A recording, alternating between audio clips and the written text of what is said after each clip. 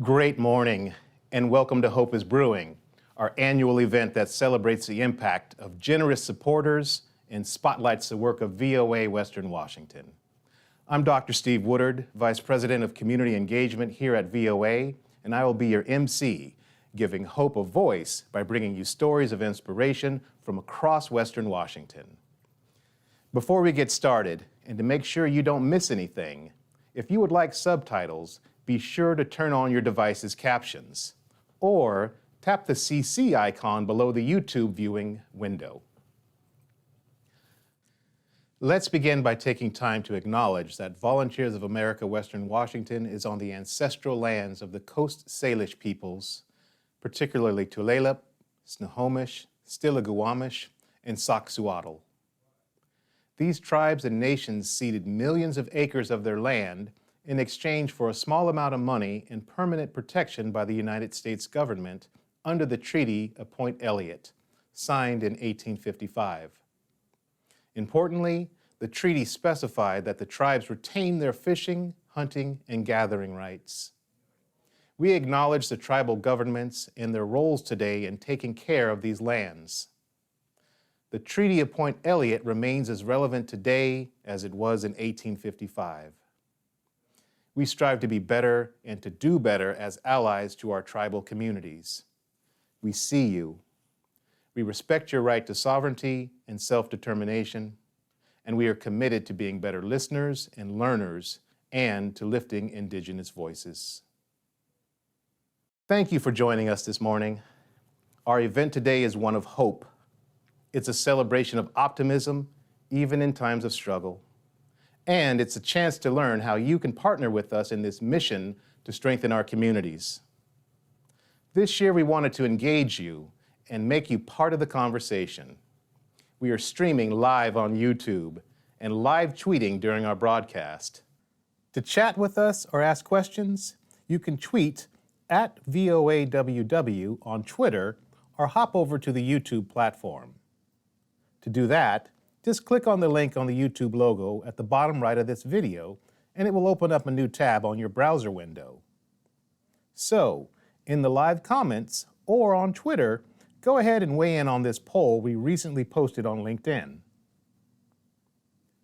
We listed 4 items that we use in our daily lives. Which one could you not live without for an entire week? Your pillow, internet access, a shower, or fuel in your car? Let us know and stick around for the results later in our event. So how does VOA give voice to those who are in need? We step in to support independence, starting in our own backyards, helping to transform individual lives right here where we live and work. Let's hear from Ramona, a single mom who, like many, faced significant setbacks during the COVID pandemic. Then she reached out to the Lake Stevens Community Resource Center for help, and it made all the difference.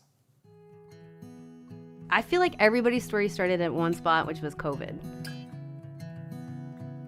Things changed, and businesses changed, and then money changed. I remember going to the store and picking up a gallon of milk, and it was like $4. And it was just $2. What do you mean it's $4? And then the cost of a Capri Sun, the cost of a Lunchable, like these things that my kid eats went from being the cheap food to being expensive. That's where I first saw it was the grocery stores. And then going to the gas pump, that was obvious. We all knew that was happening, and we were just watching it spread across the country, right? I was putting $20 in my tank every couple days, doing Instacart just so that I could afford gas to go to work. I felt like I was spending more than I was making, and all I was doing was going to work. I had to make choices like feed my son or pay a bill late. It makes you feel like a failure even though you didn't do anything wrong. And there's a lot of us, single moms and single dads or 2-income houses that still are not making enough. The prices of things are going up, but pay isn't. And so I've been at that threshold where I'm just right there and I can't qualify for food assistance. I can't qualify for a lot of things. And that's where the VOA steps in. It's almost like they give you the difference so that you're okay, and then a little bit more so that you're comfortable too. There was a program at one point that was able to catch me back up on rent, and I would be we'd be homeless right now. We were this close to being homeless, and he never knew. He never knew, and I'm glad he never knew. But we're here now because of them. I've seen miracles happen, and I never thought I would have one myself. That was really where I realized, hey, maybe keep fighting. So today, I'm catching up, which means I'm trying to get all the past dues done. We'll probably be out of that in the next 2 to 3 months, but it's gonna still take a lot of work. And until then, I'm still gonna need toilet paper here and there. I'm still gonna need, snacks here and there. And then once I get caught up, then we'll be able to breathe a little easier, and just live life again.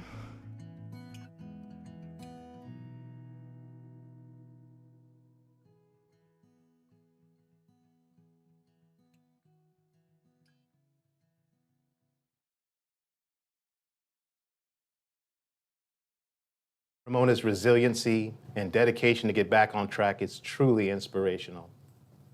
Remember, if any of our stories today move you to give to our programs, you can donate at any time by clicking the link in the YouTube video description, or switch browser tabs and click the donate button at the top of your screen. Now, I'd like to welcome Tina Mandela, the site director of our Lake Stevens Community Resource Center. Good morning, Tina. Good morning, Steve. When we spoke to Ramona, she often referred to you as her guardian angel. How about you share how you met and where that story begins? Well, I stopped at a local barbershop in our community of Lake Stevens, and that's really where the story begins. I'd met Ramona, and during our time together, I shared what I do at the Lake Stevens Community Resource Center and VOA as a whole. And with that, she truly was inspired. She offered to volunteer at our back-to-school events, giving haircuts to kiddos. I'd give her a call if I had a client who was in need, and she'd come through. And then one day, COVID hit, and her life came to a standstill, like many of ours, and that's when she reached out to the Lake Stevens Community Resource Center for services. Awesome. So Ramona was working 2 jobs to try to make ends meet. But how about for someone who's looking for a job or perhaps doesn't even know where to begin? Where does VOA or how does VOA step in? Okay. Well, within our community resource centers, we want to assess the client's basic needs. We want to make sure first and foremost that they're being fed and that they're housed. And then we'll start to build a plan, see what brings them joy. We can do resume building to help them find that perfect job that's going to fit for them. We'll go from there. We can do job searches, mock interviews to build that confidence. We could even help them with gas and clothing attire to get to that interview, to find that place.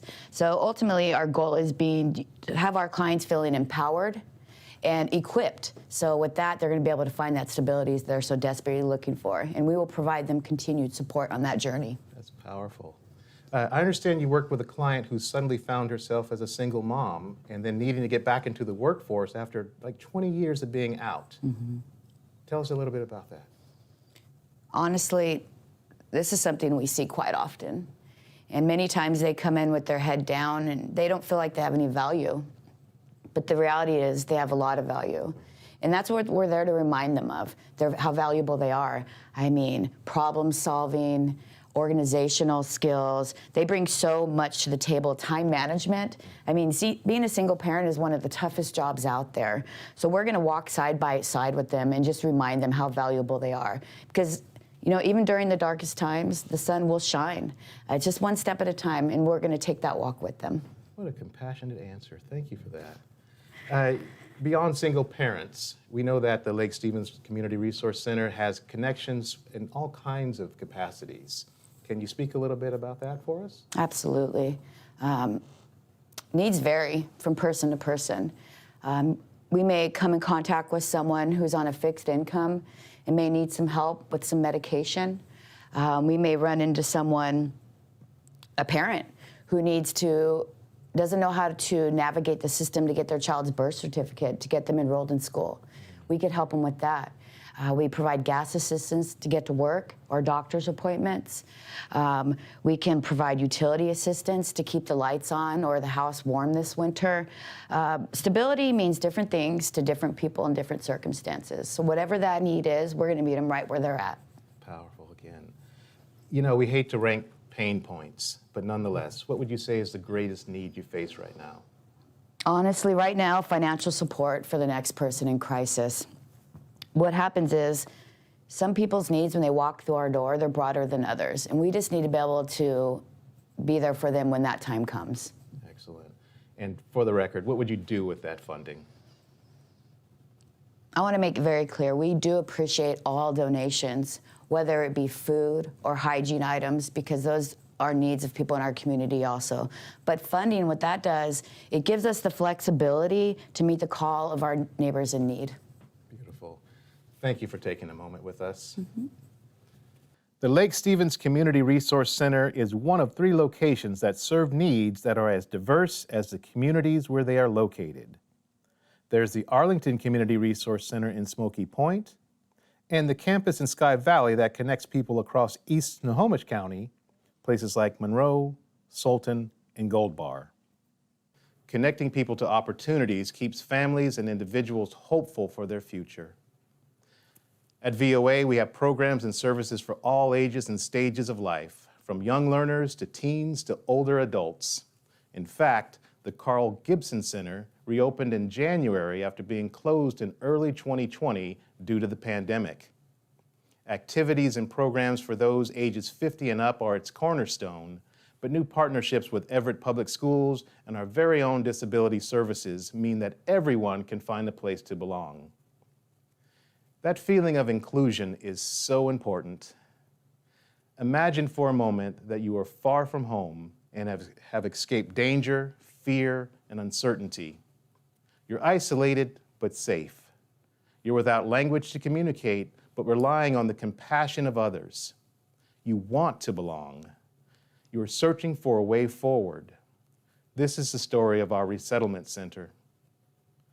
We have been welcoming refugees from Afghanistan and Ukraine who were fleeing dire circumstances. They arrived here with very little, but with the support of community and government partners, they have been given a chance to start again, hopeful to become part of the fabric of our community. This is the story of Peter and Tanya, who arrived here from Ukraine with only the hope of peace. Добрый день, меня зовут Петр, наша фамилия Чайковская, моя жена Таня, сын Богдан. Мы родились и жили в Украине. Сегодня одно слово «война» говорит уже о многом.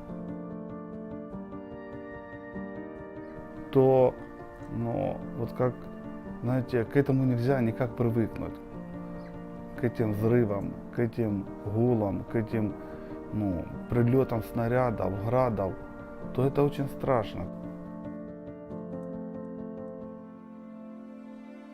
То с Божьей помощью мы попали сюда, в Америку. Наш служитель церкви, брат Коля Будник, он сказал, что есть такая организация, он откуда-то услышал и сказал, что они помогают. Много людей, которые заботятся о нас, украинцев, они встретили, накормили нас даже там. Да, хорошо, нам просто спрашивали, в чем нуждаетесь, какие вопросы, вы к этим обратитесь, вообще нормально, как семья. Та организация, которая мы сегодня имеем, это жилище, эту квартиру, имеем где поспать, имеем где что покушать, во что одеться. Мы искренне благодарим Бога и тех людей, которые жертвуют на благо, чтобы быть в Христе. Очень хорошо. Слава Господу, пусть Бог им воздаст и благословит их семьи, их дома, их жилье. Слава Господу. Чтобы они никогда не знали этой войны, никогда в жизни своей. то сегодня как бы вопрос стоит в том, чтобы выучить язык, идти в колледж, чтобы схватить язык, то необходимые слова, чтобы общаться с людьми. Во-первых, остаться здесь, потому что нам дали только на год, будем заполнять документы и пытаться, и чтобы нам дали разрешение на жилье здесь, а потом будем с работой устраиваться. Моя, конечно, мечта быть в садике вместе с сыном, и ребеночек, чтобы привыкал к этой жизни, к этим деткам. Вот такое наше желание.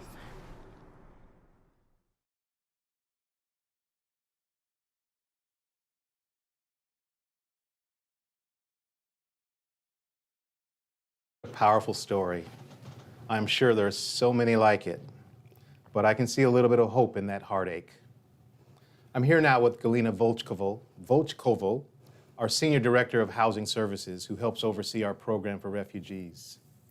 Galina herself is a Ukrainian and has been a bridge for people like Peter and Tanya as they learn to navigate new beginnings in a new country. Thank you for joining us, Galina. Sure.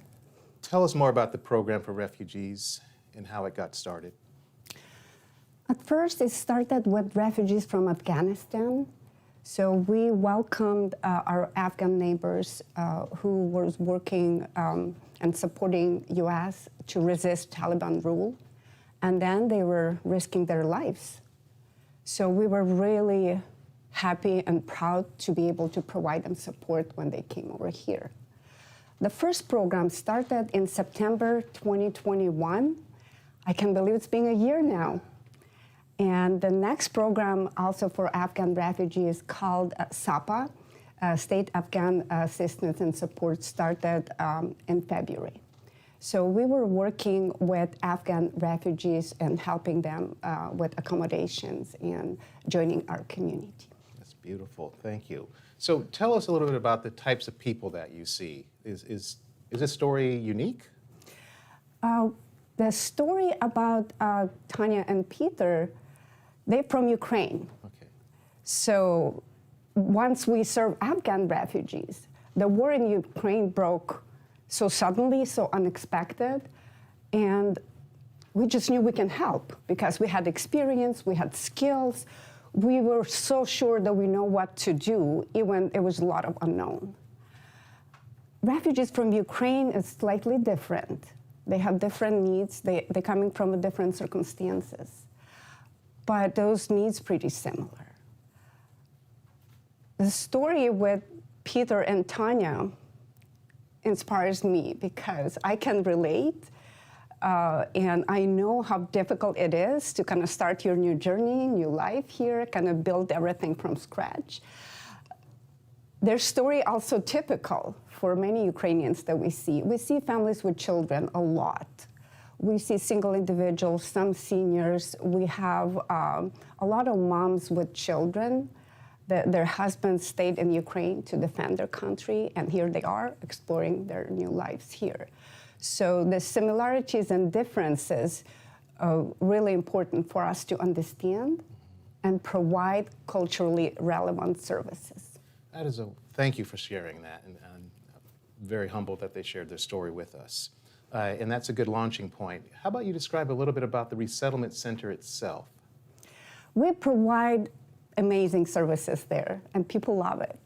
They come to make connections, to eat Ukrainian food, and to talk to their case managers about a variety of needs. And our case managers speak Ukrainian and Russian languages, which is really important to be able to connect culturally and to be able to understand one another.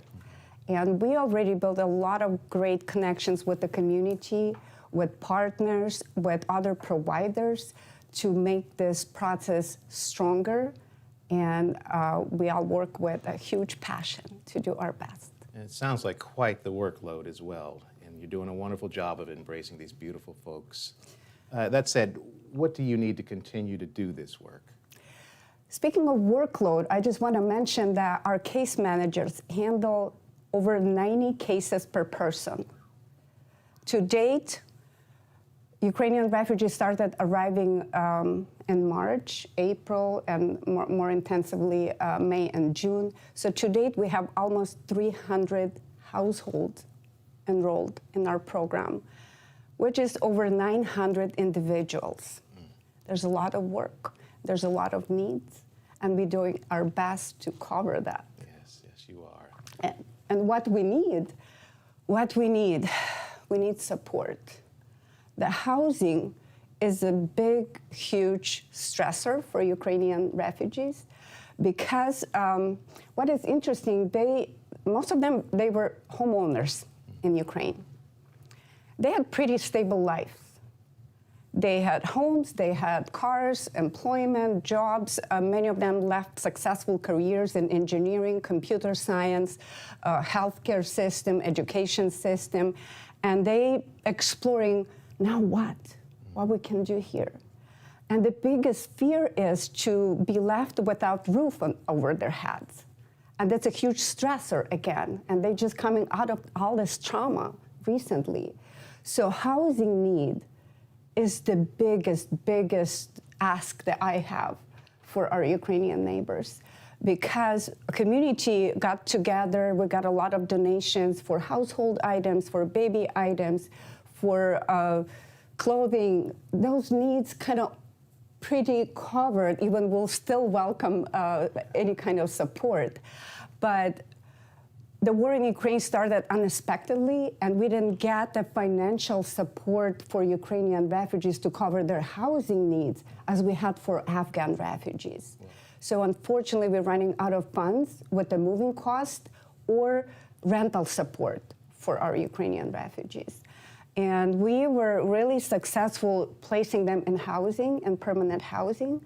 So we have over 150 households permanently housed now. But now we need to help them with staying housed. Thank you so much for sharing their story and sharing your experience. It's been wonderful to have you and appreciate you. Thank you so much. Absolutely.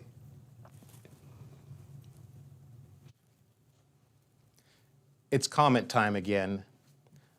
But before we ask the next question, let's look at the results of our poll. We asked, what could you simply not live without? The answer overwhelmingly was shower. That's not surprising, but there are so many families and individuals across our area that live without all four. Not just for a night or a week, often for months, sometimes for years. These things that connect us, make us feel human, and lead to good health. They can be out of reach. A pillow and a hot shower are basic needs that allow us to refresh and recharge ourselves so that we can clear our heads and face the day. The internet can give us a link to work, to school, to news, and to information that impacts our daily lives, and to social connections. Fuel prices are increasing again, so imagine not being able to go to your job or a doctor's appointment. Some of our neighbors who are experiencing homelessness are often faced with making difficult financial choices. Staying sheltered and affording life-saving medicine might mean they go without electricity.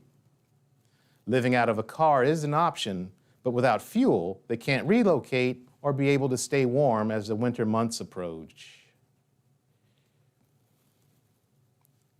Thank you for participating. I hope this has given you some food for thought. Speaking of food, I hope you're enjoying a nice cup of coffee or maybe some breakfast. How about you head down to the comments section and let us know what's on your plate, or what was for dinner last night, or maybe tell us what is your favorite comfort food. And while you're doing that, I want to share some thoughts from those who have experienced homelessness, and it's eye-opening. A question was posed on Reddit. What do you wish people knew about living without shelter? An unexpected answer was, being homeless is expensive. Think about that. You can only buy food that's ready to eat. Hot meals like fast food can be pricey. Fresh, nutritious food can be more expensive. But experiencing homelessness isn't just about having no place to sleep. Someone else shared this, and it sticks with me. Quote, Many people seem to think dignity has to be earned. It doesn't. Everyone deserves it. And it's not achieved by having food on your plate, but still feeling worthless, end quote. And finally, one simple comment speaks to why we are here today. Quote, "Don't be afraid to give. It gives people hope," end quote. Now, with that, I invite you to think again about dinner last night or breakfast this morning. You probably had a selection of foods or a menu to choose from. Across Snohomish County, many don't have a choice of their foods in their cabinets. Some have nothing at all. The need for food is up, and the ability to afford it is down. Did you know that half of our food bank visitors are children and seniors, the most vulnerable among us? When a child doesn't have access to breakfast, it can impair their success in school, to focus, to learn, to make decisions, and to regulate their behavior. This can have lifetime impacts. When mom and dad go without, so their child or elderly parent can eat, it can take a toll on their physical health, leading to sick days away from work or having an effect on their overall performance. These consequences can create worse situations than hunger. Families that do not have enough to eat can struggle with mental health, feelings of fear, anxiety, anger, sadness, and a lack of self-confidence. At VOA, our mission includes ensuring all of our neighbors have nutritious food, which is the most basic of needs. We operate 2 food banks, several food sites, and serve 19 food bank coalition partners across the county to help put food on the plates of everyone who needs it. Let's take a moment to hear from our CEO, Dr. Steve Corsi, about what our organization has experienced over the last 2 years. So when I think about what we do, it's really about saving lives. And it's pretty simple. We save lives.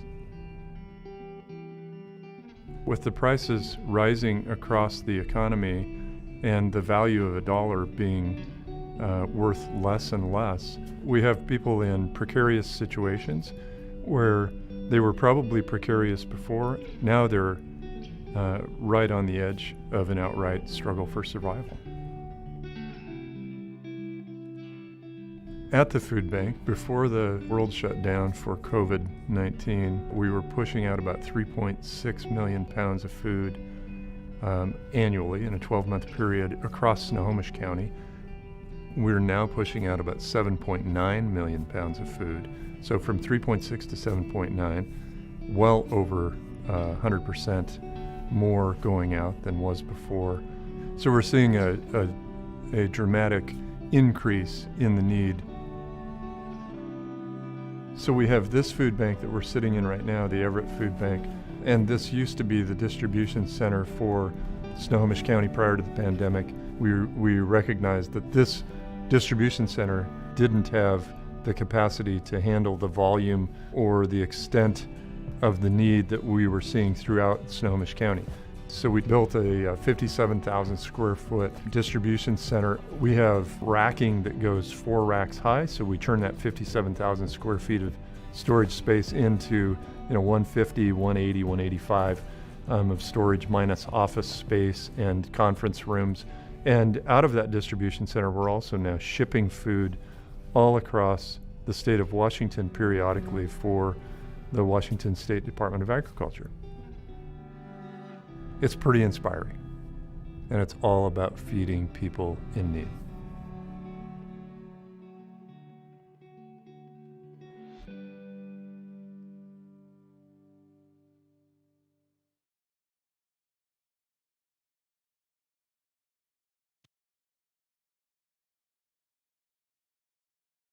Been here, I wouldn't believe it myself, but from 3.6 million to 7.9 million pounds, that is amazing. What an increase. Tell us a little bit about that. Yeah, it's incredible. Excuse me, it's incredible, Dr. Woodard. And in fact, I took a few notes. What an incredible story to go from 3.6 to 7.9 million pounds of food in a very short amount of time. It's the most we've ever seen. We even more than during the pandemic, we're seeing the need continue to just increase at astronomical rates. Donations, at the same time that we're seeing the need and the demand for food increase, we're also seeing donations continue to go down. And it's not just us. This is nonprofit organizations across the United States, maybe even beyond, I'm not sure. But if we think about it, it makes a lot of sense. We have inflation that's running at historic highs, somewhat off the rails. What does that mean for people who are just trying to survive? That means, and for everybody else for that matter, it means that purchasing power is down. They have less money to purchase food. They have less money to pay their power bills. They just have less disposable money in general. What that means for us at the food banks, Dr. Woodard, is that we have people who are using the food banks now for the first time that have never used them before. Let me also give you some additional information about the rising cost of inflation. A great example of this for us and our purchasing power within the organization is that it wasn't that long ago that a pallet of eggs cost us $867. At the present time, that same pallet of eggs is $3,060. That's a 350% increase. So whether that's transportation or supply chain or any of those issues don't matter to people who are going to bed hungry at night. And we know that we need to make sure that there's plenty of food for everybody who is in need. As a result of that increased demand, we have had to shift our daily operations or our weekly operations a little bit. What does that mean for people who are in need? Well, those people used to be able to access our food banks once a week. As a result of the incredible increase in demand, those people can only access our food banks now once every 2 weeks. That's a significant difference for folks. Another thing that we did, when you think about the difference between 3.6 and 7.9 million pounds of food, just think about the amount of space that it takes to store that food.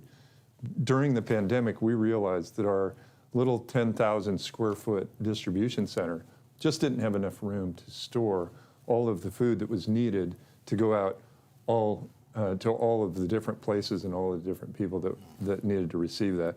So we did a custom build on a 57,000 square foot distribution center, state of the art. Obviously, it has much larger refrigerators, much larger freezers, and a lot more storage space. And we can now move a lot more food through our organization in a shorter amount of time. That distribution center right now is sitting fairly bare. That's a result of the demand and inflation and all of those things that we've been talking about. Truly, the need has never been greater than right now. Yeah. And so, as I'm listening to you, clearly we can see the need is at our food banks, but it's not just there, right? You just talked about our purchasing power being down, and we need to fill that gap. All that taken into account, what do we need to keep moving forward?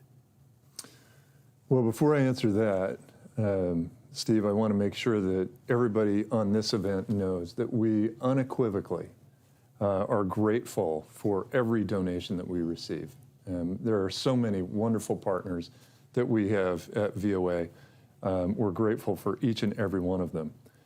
We receive a lot of shelf-stable food. We receive a lot of canned goods, a lot of rice, pastas, cereals, peanut butter, all of those things that are kind of staples that sit in a person's cupboard or sit in their pantry. We receive a lot of that, and that's fantastic, and please keep that coming, everybody. At the same time, what we do need, and what is even maybe a little more helpful, or equally helpful, it's not necessarily more helpful, but equally helpful, is monetary donations. And I think people will understand that.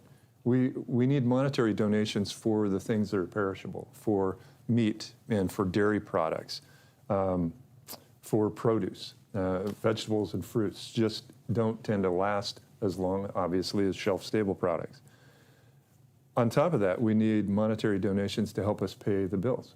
If you think about the freezer space and the refrigerator space and the storage space for 7.9 million pounds of food, that's a lot of food. Yeah. And it requires a lot of utilities and energy expenses to keep that cooled and keep it fresh and available for the folks who need it. Our hope, Steve, is that there is no one, no child or no family who goes to bed hungry at night. You know, we live in a country that is probably experiences more bounty than many, many other countries. And in my mind, there is just no excuse for anyone in our nation, certainly in our area, to go hungry at night. Yeah, agreed. It's very clear that this is very meaningful to you, and the passion that you're demonstrating is clear. I appreciate that. As our CEO, we'd love for you to tell our viewers, what do you hope or envision for VOA moving forward? Thank you, Steve. With all the economic uncertainty and inflation at historic highs, it may well get worse before it gets better. In fact, I think it probably will. None of us can predict the future, but we continue to see the trend of need increasing right now. And if that continues, here's our hope, that people like the viewers that we have right now will get involved, that we'll see a deeper shift in people's hearts about caring for their neighbors and looking out for each other. We recognize that inflation's impacting everyone. It's impacting you and I. It affects some a whole lot more than others. So we would ask to each of you who are watching today, what could you go without? Your morning drive-through coffee for a month? Maybe one meal at a restaurant for your family. Could you and will you sacrifice those small luxuries just for a month, 1 month, so that someone else can feed their child or have a warm bed to sleep in? Let me give you an example. One latte every morning for work for 1 month is about $150. I don't think most people realize it's that expensive. That could keep a home with electricity and the heat on for over a month. Absolutely. Maybe even more, Steve. Moms and dads can keep their kids warm this winter. Or one restaurant meal for a family of 4, that's around $100. At VOA, $100 will provide about 46 meals to people in need. Another example might be date night for you and your spouse. If you think about dinner and drinks, and maybe a movie or a concert, that's easily $250. Instead, you could provide a mother and her children safety for 6 nights at our homeless women's shelter, Maud's house, which, by the way, offers hope to women recovering from trauma, like domestic abuse, substance use disorder, and chronic homelessness. These are just a few examples of how you can turn your luxuries into basic needs for others who are reaching out for help.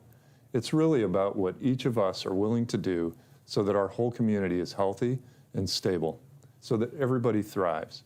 If every one of our viewers today gave $250, we would reach our goal. And trust we wouldn't ask you to do anything that we wouldn't do ourselves. So I was thinking about that comment that we had last night, and my family is very happy to say we are going to donate $250 as you're making that request. Fantastic. Thanks so much. Absolutely. Yeah. However, I also understand, Steve, that $250 might be a big ask all at once for many families that are out there. So then I would ask, what about $60 per month? Over the course of a year, you've nearly tripled that impact. By the way, we like to think we're modern. We even accept cryptocurrency. So you've probably noticed these mugs that we've been using this morning. They're a limited edition 2022 Give Hope mug. We're sending them out to those who are able to give a gift of $250 or greater today, or those who can pledge a monthly recurring gift of $22 or more, in honor of 2022, of course. But no, Steve, it's not just a collectible mug. It's a reminder of the positive impact each of you are making for your neighbors in need as you sip your morning coffee. For nearly 125 years, Volunteers of America, Western Washington, has served the most vulnerable in our community. We've been here since 1898 in Puget Sound, and we plan to continue for at least another 125 years. But we cannot do it alone. It's up to all of us.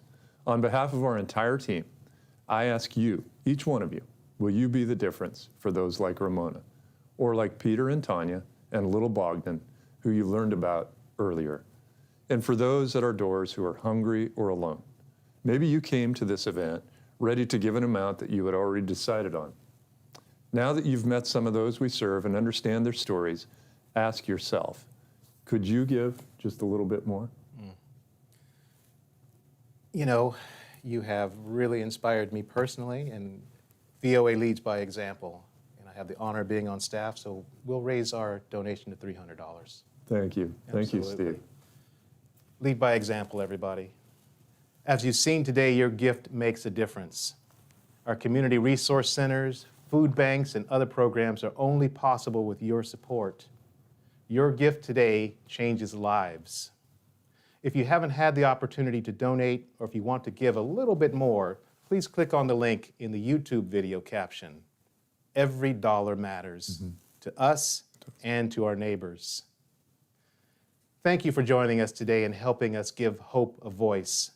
From all of us here at VOA Western Washington, we hope you have a wonderful rest of your day. May God bless you.